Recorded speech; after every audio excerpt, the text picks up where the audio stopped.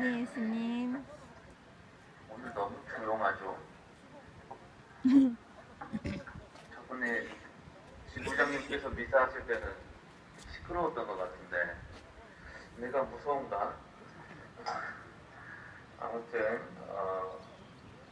오늘 이 강정에서 다시 우리가 함께 모여서 평화를 생각하는 건 그저 단순히 강정에 왔을 때만 우리가 기억하는 것이 아니고 우리 일상의 삶에서도 항상 평화를 생각하고 하느님의 뜻에 우리의 삶을 동원하기 위해 지내왔습니다. 여러 가지 일들도 많고 세상에 어지러운 것들이 많이 있지만 결국 우리가 바라는 것은 주님 안에 찾을 평화가 아닐까. 그리고 항상 우리가 강조하죠. 여러분 집안부터 평화로워지죠. 한 달 반 정도 지났는데 집안이 평화로웁디가? 대답드려서 집안이 평화로우셨어요? 내 집안을 지키지 못하고 있는데 내가 함께 하고 있는 이들에게 평화를 주지 못하고 있는데 또 어디에서 평화를 주장할 수 있겠는가 이런 생각을 많이 하게 돼요. 그래서 내 안에 갖추고 있는 하느님의 평화를 통해서 이 세상에 나가야 하는 것이지 그래야 더욱 힘이 있고 더욱더 하느님의 말씀을 선포하는 자로서 살 수 있는 것이지 내 마음에 평화 없이 그 어디에서 세상의 평화를 바라겠습니까? 먼저 우리 자신 안에 우리 삶 안에 평화를 간절히 청하고 내가 사는 자리마다 그 평화의 물결이 넘치도록 노력하면 좋겠습니다. 특히 오늘 우리가 노동자 성요셉 축일을 기념미사로 함께 봉헌을 하기로 했습니다.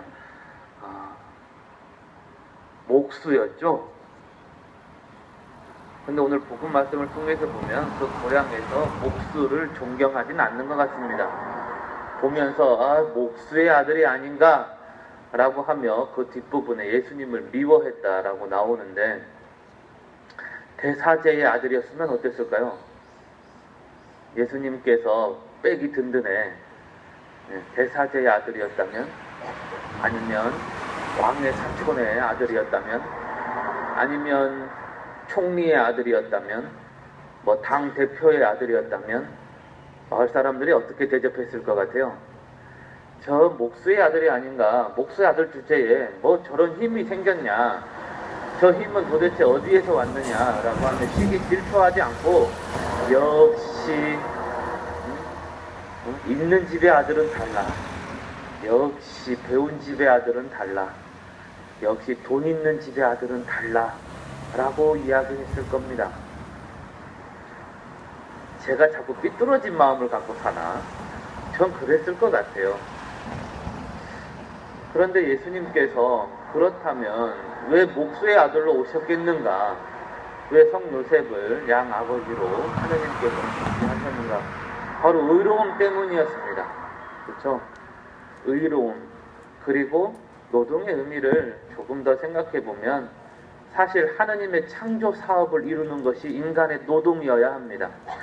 일독서에 나와 있는 대로 하느님께서 창조하신 이 세상을 가꾸고 그 안에서 우리가 살면서 하느님께서 이루신 모든 일들을 이루어 나가는 것, 하느님의 일을 이어가는 것, 그것이 인간의 노동이어야 합니다. 그래서 성경에는 노동을 하찮게 여기지 않습니다. 하느님의 일로 여기고 있습니다. 그리고 예수님의 모든 비유는 농사 짓는 이의 비유이고 포도밭을 가꾸는 이의 비유고 노동자의 비유가 많습니다. 자연의 비유가 많아요. 인간의 어떤 권력이나 인간의 어떤 모든 욕망에서 하느님의 비유를 대지 않습니다. 하느님 나라의 비유는 이 자연에서, 그리고 이 자연과 더불어 살아가고 있는 낮은 이들을 통해서 하느님의 나라를 드러내고자 하시죠. 바로 노동의 신성함은 하느님의 품위를 지켜나가는 것입니다. 하느님께서 세상을 창조하신 그 품위를 지킬 때 그 노동의 의미가 드러나게 되는 것이죠. 그런데 이 노동을 하고 있는 사람들은 자기 자신을 어떻게 생각해요? 예수님께서 아버지가 요셉이 노동자라서 창피했을까? 아이, 하느님 이왕이면 어디 좀 좋은 집에 태어나겠라고 생각을 했을까요? 여러분들은 여러분들이 하고 있는 노동에 대해서 어떻게 생각하세요? 하느님의 창조 사업이라 생각하십니까? 아니면 먹고 살게 하니까 어쩔 수 없이 하는 일로 여기십니까? 어쩔 수 없이 하네. 먹지는 않아. 항상 김을 매도, 검지를 하나를 매더라도 하느님 감사합니다의 삶을 살아보면 좋겠습니다. 아멘. 세상에 내가 움직이고 있는 그 힘을 쓸 수 있는 것만으로도 그런데 우리들은 이렇게 하느님의 사업을 이루고자 하고 있지만 하느님의 사업에 반대되는 이들이 분명히 있습니다. 오늘 복음에 나와 있는 대로 경시, 무시하고 있는 사람들, 그리고 그들을 선동하고 그들에게 손가락질 하도록, 하느님을 향해서 손가락질 하도록 이끌고 선동하는 이들이 있습니다. 그러면서 분열을 일으키고 그 분열을 통해서 죽음을 만들어내는 사람들이 있다는 것입니다.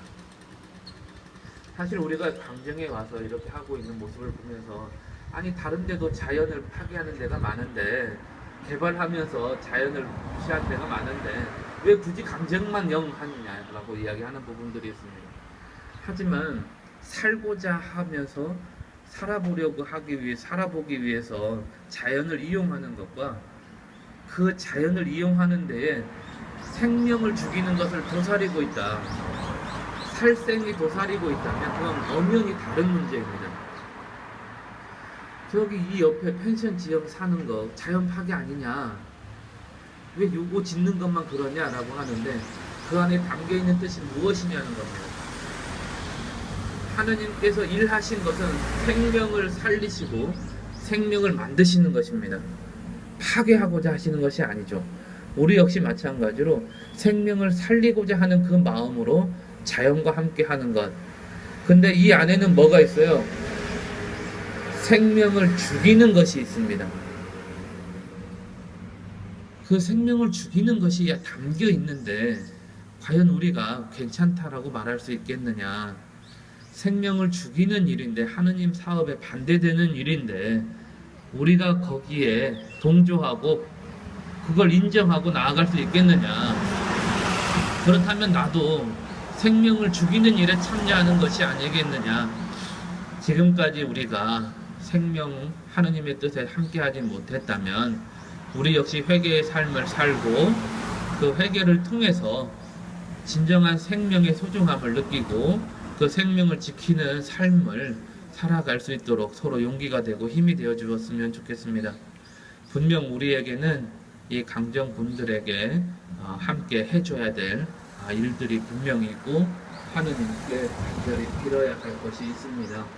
그걸 외면하지 마시고 여러분 역시 하느님의 창조 사업에 함께 하는 이들이기 때문에 마음을 모아서 이 자리의 평화를, 이 자리의 생명을 위해서 함께 기도해 주시기를 간절히 바라겠습니다.